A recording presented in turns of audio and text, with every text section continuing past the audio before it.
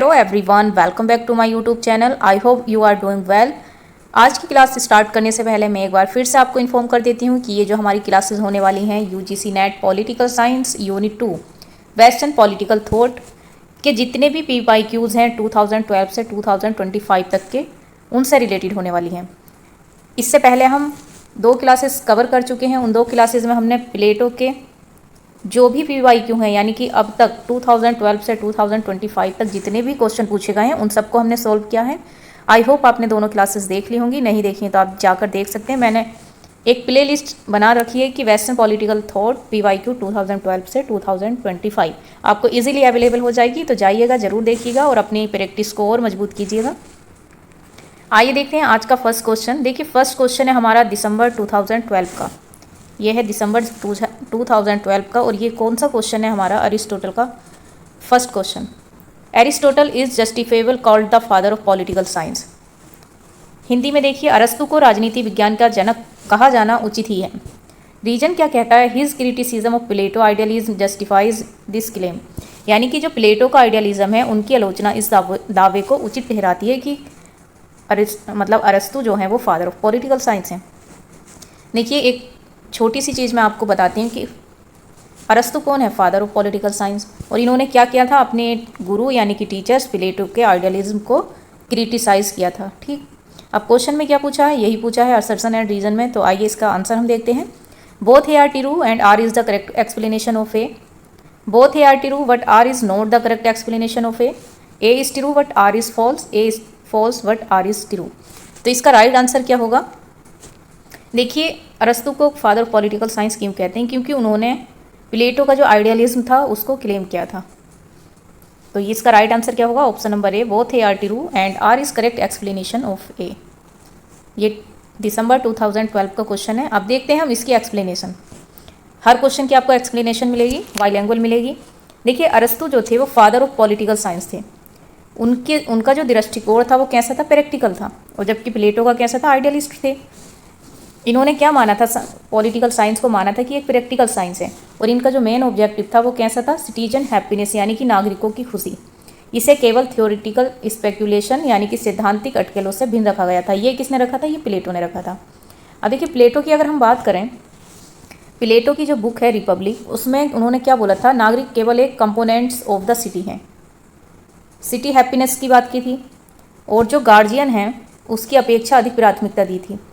Guardian मतलब जो कि नागरिक हों। अरस्तु ने इस दृष्टिकोण को मतलब क्रिटिसाइज़ किया था। सिंपल सा मैं आपको बताती हूँ कि जो हमारे अरिस्टोटल हैं, एक सेकंड प्लेन कोई जगह देख लेते हैं। ये है जो अरिस्टोटल हैं, वो किस चीज़ की बात करते हैं? हैप्पीनेस ऑफ सिटीजन, यानी कि नागरिक खुश रहने चाहिए। और जो प्लेटो हैं हमारे, वो किस चीज़ की बात करते हैं? कि हमारा स्टेट खुश रहना चाहिए। ये दोनों में डिफरेंस है। अब देखिए, कीवर्ड याद रखिएगा। अरिस्टोटल जो हैं फादर ऑफ पॉलिटिकल साइंस हैं, प्रैक्टिकल साइंस की बात करते हैं, सिटीजन हैप्पीनेस की बात करते हैं। प्लेटो की बुक रिपब्लिक है और अरिस्टोटल की मैं यहाँ पर लिख देती हूँ पॉलिटिक्स है। ये दोनों बहुत बार एग्जाम में पूछी गई हैं, आप याद रखिएगा। और ये क्या मानते हैं? सिटीजन को कंपोनेंट्स ऑफ सिटी मानते हैं। और इन्होंने इसका क्या किया था? अरस्तु ने क्रिटिसाइज किया था। ये याद रखिएगा। अब देखते हैं हम नेक्स्ट क्वेश्चन है हमारा दिसंबर 2012 का। इसमें क्या था? लिस्ट दे रखी है और डीजेनरेटेड फॉर्म दे रखे हैं। ये किसके हैं? मतलब जो अरस्तु और प्लेटो, एक सेकेंड, लिस्ट 1 एंड लिस्ट 2 है। Select the correct answer from the course given below with references to Aristotle and Plato. यहाँ पर प्योर फॉर्म दे रखी है, डीजेनरेटेड दे रखी है। प्योर फॉर्म कौन सी थी और डीजेनरेटेड कौन सी थी, उसको हमें क्या करना है? मैच करना है। देखिए, monarchy, aristocracy, polity, ideal state, democracy, tyranny, oligarchy, timocracy, first stage. अब आपको एक यहाँ पर साइन दिया है फर्स्ट स्टेज, यानी कि टाइमोक्रेसी। तो ये आइडियल स्टेट की बात कौन करते हैं? ये करते हैं प्लेटो। ठीक, तो डी का क्या होगा? हमारा 4 होगा। अब डी का 4 हमारा कहाँ पर है? ओनली 2 ऑप्शन में है। मोनार्की का क्या होगा? मोनार्की का होगा टिरेनी। अरिस्टोक्रेसी का क्या होगा? ओलिगार्की। और पॉलिटी का होगा हमारा डेमोक्रेसी। इस तरीके से हमारा आंसर क्या हुआ? ए का 2, बी का 3, सी का 1 और डी का 4। आंसर होगा ऑप्शन नंबर 2। लेकिन अब इसको याद रखने की ट्रिक मैं आपको बताती हूँ कि इसको याद कैसे रखा जाएगा। देखिए, ये जो है प्योर फॉर्म है। प्योर फॉर्म क्या है हमारी?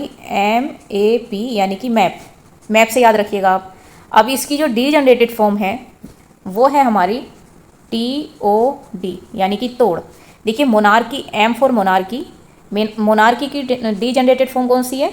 Tyranny, monarchy tyranny. तो मैप का क्या हुआ? T। और इस तरीके से अरिस्टोक्रेसी की जो डीजनरेटेड फॉर्म है वो तोड़ में कौन सी है? O से ओलिगार्की। तो ये याद रखिएगा। पॉलिटी की क्या है? डेमोक्रेसी। इस तरीके से आप याद रखिएगा मैप तोड़। एक बार और याद कर कीजिएगा मैप तोड़, आप इजीली इसको आंसर कर पाएंगे। Right answer option number 2। आइए अब देखते हैं एक्सप्लेनेशन। देखिए मोनार्की क्या होती है? मोनार्की वो होती है कि रूल कौन करता है? एक पर्सन करता है जो सबके लिए होता है, इसको राजतंत्र बोलते हैं। ठीक। अब अरिस्टोक्रेसी की अगर हम बात करें तो ये क्या होता है? Rule by the best wishes for common good, यानी रूल कौन करता है? कुछ ज्ञानी और नैतिक लोग करते हैं जो सबके हित में होते हैं। थर्ड था हमारा पॉलिटी यानी कि संवैधानिक शासन। इसमें क्या होता है? वो उससे मिडिल क्लास के करते हैं रूल, और ये किस लिए होता है? ये कॉमन इंटरेस्ट के लिए होता है, यानी मध्य वर्ग का शासन होता है जो सबके हित के लिए होता है। डी है हमारा डेमोक्रेसी, जो कि अरिस्टोटल व्यू से अगर हम देखें, rule by many for their own interest can turn selfish, यानी ये करते तो बहुत से लोग शासन है लेकिन ये कभी कभी सेल्फिश हो जाते हैं, ये है डेमोक्रेसी। फिफ्थ नंबर पर है हमारा टिरेनी यानी तानाशाही, rule by one person for their own interest. Tyranny में क्या होता है? व्यक्ति अकेला शासन करता है लेकिन अपने लाभ के लिए करता है, यानी अपने इंटरेस्ट को देखता है वो। सिक्स है हमारा ओलिगार्की, यहाँ पर कुछ रिच पीपल मतलब रूल करते हैं और वो अपने बेनिफिट के लिए काम करते हैं। तो ये सारी फॉर्म आपने देखी, एक बार इसको रिवाइज कीजिएगा। Monarchy, rule by one person for the good of all. Second है aristocracy, rule by the best wise for common good. Third था हमारा polity, rule by many middle class for common interest. Fourth था हमारा democracy, many for their own interest can turn selfish, यानी कि selfish हो जाते हैं। फिफ्थ है हमारा tyranny, rule by one person for their own interest. और सिक्स है हमारा oligarchy, rule by few rich people for the own benefit. अब देखते हैं क्वेश्चन नंबर थर्ड। ये क्वेश्चन हमारा 2013 में पूछा गया है, इसको देखते हैं। Who define citizen as sharing in the civic life of ruling and being ruled in turn, नागरिक को शासन करने और बदले में शासित होने के नागरिक जीवन में साझा करने के रूप में किसने परिभाषित किया है? देखिए अगर आप एरिस्टोटल को पढ़ेंगे तो उन्होंने बोला है कि कुछ लोग रूल करने के लिए होते हैं और कुछ पर रूल किया जाता है, यानी कुछ शासन करने के लिए होते हैं, कुछ शासित करने के लिए होते हैं। इनकी थ्योरी ऑफ स्लेव्स है ना, ये दास की बात करते हैं। ठीक, तो ये उसी से रिलेटेड क्वेश्चन है और ये पूछा गया है 2013 में। तो ये किसने बोला है? प्लेटो, अरिस्टोटल, पोलिबियस, सीसरो। तो ये किसने बोला है? अरिस्टोटल। आंसर क्या होगा? Option number 2। एक्सप्लेनेशन देखते हैं। According to Aristotle citizen mean, यानी कि सिटीजन का मीन क्या होता? Those who take part in governance, यानी कि जो लोग गवर्नेंस में पार्टिसिपेट करते हैं। Those who rule as well as rule, मतलब शासन भी करते हैं और शासित भी होते हैं। तो अब ये देखना है कि अरिस्टोटल ने किसे मतलब सिटीजन माना है और किसे नहीं माना है। तो फर्स्ट नंबर पे हम देखेंगे वुमेन को, यानी कि महिलाएं। उनका कहना क्या था? ये they did not have the necessary thinking, यानी इनके पास निर्णय लेने की क्षमता नहीं होती है, डिसीजन मेकिंग एबिलिटीज नहीं होती है, और इनके पास जो सोचने वाली क्षमता होती है वो भी नहीं होती है। तो इसलिए इन्होंने क्या किया है? महिलाओं को सिटीजन नहीं माना है। सेकेंड नंबर पर है गुलाम, यानी कि slaves. Their job was to only serve and not to take part in governance, यानी इनका काम क्या करना? सिर्फ सर्व करना है, बाकी ये इनका गवर्नेंस में पार्ट लेना नहीं है, यानी कि ये शासन नहीं कर सकते, ये सिर्फ क्या कर सकते हैं? सेवा दे सकते हैं। थर्ड थे विदेशी यानी मैटिक्स, जो दूसरे शहर से आए थे, उनको भी पॉलिटिकल राइट्स नहीं मिलते थे, तो उनको भी सिटीजन इन्होंने नहीं माना है। फोर्थ पॉइंट था हमारा वर्कर एंड आर्टिसियंस, जो लोग हाथ से काम करते हैं उनके पास शासन के लिए खाली समय और क्षमता नहीं होती, यानी कि जो वर्क करते हैं अपना, तो उनके पास भी कोई फ्री टाइम नहीं होता, एबिलिटी फॉर गवर्नेंस। तो ये सब कहाँ पर लिखा है अरस्तु ने? ये लिखा है अपनी बुक पॉलिटिक्स में। याद रखिएगा, ये सिटीजनशिप थ्योरी है अरिस्टोटल की। उन्होंने वुमेन्स को, स्लेव्स को, metics and worker and artisan, इन सबको नहीं माना है, सिटीजन नहीं माना है, सॉरी। अब देखते हैं नेक्स्ट क्वेश्चन। नेक्स्ट है हमारा Aristotle devoted himself to a critical study of the ideal state projected by, यानी अरस्तु ने स्वयं को आदर्श राज्य के आलोचनात्मक अध्ययन के लिए समर्पित कर दिया है। ये पूछा गया है 2014 में। हमारे पास ऑप्शन है Phaleas, hippocampus, Plato, all of these. तो ये क्या है? All of these. देखिए आइडियल स्टेट की क्रिटिसिज्म जो क्या इन्होंने आइडियल स्टेट की बात की है तीनों ने, तो इन्हीं को मतलब अपना वो समर्पित किया है अरस्तु ने। अब देखिए हम देखते हैं इसकी explanation. Aristotle extensively analyse the ideal state proposed by philosopher such as Phaleas, Hippodamus and Plato. He specifically remarked that Hippodamus was the first theorist to discuss the theory of government without practical experience in government. Governance. जबकि हमारे Aristotle किस चीज़ की बात करते हैं, ये बात करते हैं प्रैक्टिकल साइंस की बात। अब देखते हैं क्वेश्चन नंबर 5। ये है हमारा असर्शन एंड रीजन से रिलेटेड। ये कब पूछा गया, ये दिसंबर 2014 में पूछा गया है। For Aristotle the authority of a constitutional ruler over his subject is quit different from that of a master over his slaves. यानी कि अरस्तु के अनुसार एक संवैधानिक शासक अपनी प्रजा पर अधिकार एक स्वामी से अपने दासों पर अधिकार से बिल्कुल भिन्न है। देखिए ये स्वामी और दास वाला यहाँ पर रिलेशन बताया है और यहाँ पर किसका बताया है, कॉन्स्टिट्यूशनल रूलर का। रीजन क्या कहता है, because the slave is inferior from birth and incapable of ruling himself. क्योंकि दास जन्म से ही हीन होते हैं और स्वयं शासन करने में असमर्थ होते हैं। अरस्तु ने क्या बोला कि दासता जन्मजात होती है, लेकिन अगर आप काम करते करते मतलब अच्छे से आपकी कैपेबिलिटी होने लगती है कि आप सोच सकते हैं, तो दासता से आप मुक्त भी हो सकते हैं, ये अरिस्टोटल का कहना है। अब इसका हम ऑप्शन देखते हैं। Both A are true, R is a correct explanation of A. Both A are true but R is not correct explanation of A is true but R is false, A is true but R A is false. अब देखते हैं इसका answer हमारे पास क्या है, option number ए। यानी कि ये दोनों ही सही हैं, क्योंकि दोनों में डिफरेंस होता है कॉन्स्टिट्यूशनल में और स्लेव्स वाले में। और स्लेव जो होते हैं वर्ड से इन्फेरियर होते हैं, इनकेपेबल होते हैं। एक्सप्लेनेशन देख लीजिए। एरिस्टोटल क्या मानते हैं कि कॉन्स्टिट्यूशनल रूलर अपने सब्जेक्ट पर जो अथॉरिटी होती है उसकी वो मास्टर या अपने स्लेव्स पर अथॉरिटी से अलग होती है। ठीक, क्योंकि कॉन्स्टिट्यूशन जो रूलर होता है उसे कॉन्स्टिट्यूशन राइट देता है कि कितना वो अपने उस पर ऑथोराइज्ड रह सकता है। मास्टर जो होता है अपने मतलब मन का मालिक होता है, वो स्लेव्स पर अपने अलग से अथॉरिटी करता है। अब इनके अनुसार कि जो भी पर्सन है जिनके पास सुपीरियर रीजनिंग एबिलिटी होती है हाई लेवल की, उन लोगों पर रूल करना चाहिए। जिनके पास इन्फेरियर रीजनिंग एबिलिटी होती है उनके पास रूल करना चाहिए। ठीक, जिनके पास सुपीरियर होती है वो रूल करते हैं। उनका कहना है कि मास्टर शारीरिक यानी कि फिजिकल और मेंटली रूप से स्ट्रोंगर होते हैं, जबकि स्लेव्स कैसे होते हैं, इन्फेरियर होते हैं। अगर वो सुपीरियर होंगे तो वो क्या हो जाएंगे, वो तो मास्टर हो जाएंगे, वे सेल्फ रूल के योग्य नहीं होते। इसलिए क्या है, असर्शन और रीजन दोनों ट्रू हैं और ए क्या करेक्ट एक्सप्लेनेशन है। अब देखते हैं question number 6। Which of the following is not true. Note पूछा है, अरिस्टोटल थ्योरी ऑफ स्टेट से रिलेटेड पूछा है। फर्स्ट है ऑर्गेनिक कंसेप्शन ऑफ स्टेट, यानी कि राज्य की जैविक धारणा। सेकंड है स्टेट एज मैग्निफाइड इंडिविजुअल, एक विस्तृत व्यक्ति के रूप में राज्य। थर्ड है right of the individual can exist only as a member of the state, यानी कि इंडिविजुअल के जो राइट हैं वो only member of the state में एग्जिस्ट करते हैं। फोर्थ है there is no conflict between the end of the individual and end of the state. Hindi में देखिए, एक व्यक्ति के अधिकार केवल राज्य के सदस्य के रूप में ही विद्यमान हो सकते हैं। व्यक्ति के अंत और राज्य के अंत के बीच कोई संघर्ष नहीं है। देखिए स्ट्रगल तो हर जगह होता है। ठीक, अब इसमें हम कोर्स देखते हैं। देखिए फर्स्ट तो ऑर्गेनिक, राज्य एक ऑर्गेनिक अवधारणा है, ये अरस्तु ने बोला है, सही है। एक व्यक्ति के रूप में राज्य, ये भी सही है।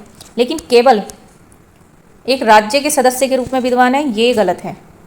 और व्यक्ति के अंत और राज्य के अंत में कोई संघर्ष नहीं है, तो ये भी गलत है। इसका राइट आंसर क्या होगा, ऑप्शन नंबर 2। नहीं, संघर्ष है, option number 2 only 3।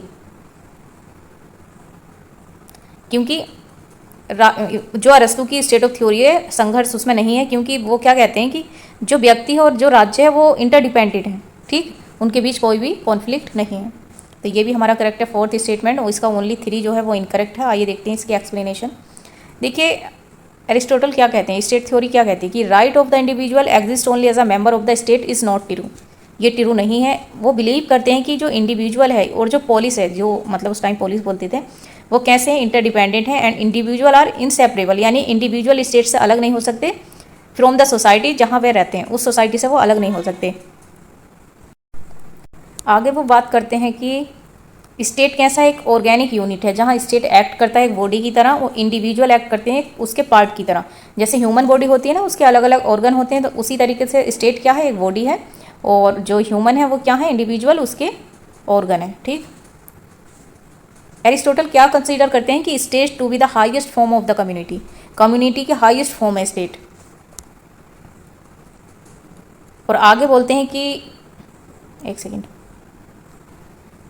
Purpose of the state is to enable individual to achieve self determine by participating in the affair of the polis, यानी कि जो राज्य का उद्देश्य है वे व्यक्तियों को पोलिस के मामले में भाग लेकर आत्मनिर्भर प्राप्त करने में सक्षम बनाना है।